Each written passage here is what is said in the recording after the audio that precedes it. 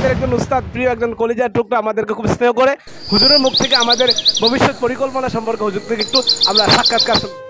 আমাদের বেশি কিছু বলেন।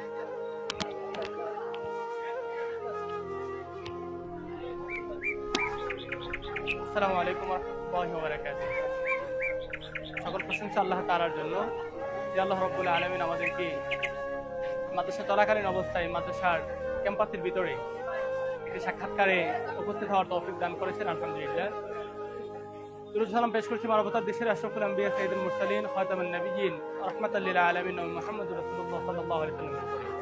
তো প্রিয় শিক্ষার্থীরা যারা আছেন, তোমাদের উদ্দেশ্য করে বলছি, তোমরা আজকে তোমাদের টেস্ট পরীক্ষা অ্যাটেন্ড করছো, যে আমি তোমাদেরকে বিশেষভাবে বলবো যে আল্লাহ রাসূল সাল্লাল্লাহু আলাইহি ওয়াসাল্লাম বলেছেন, তালাবুল ইলমি ফরিদাতুন আলা কুল্লি মুসলিম ওয়া মুসলিমাত। অর্থাৎ তোমরা দ্বীনে ইলম শিক্ষা করো, প্রত্যেক মুসলমানের উপরে ফরজ করে দিয়েছেন আল্লাহ। অন্য এক হাদিস শরীফে আসছে, উতলুবুল ইলম মিনাল মাহদি ইলাল লাহদি, তোমরা জন্ম থেকে মৃত্যু পর্যন্ত ইলম অন্বেষণ করো, ইলম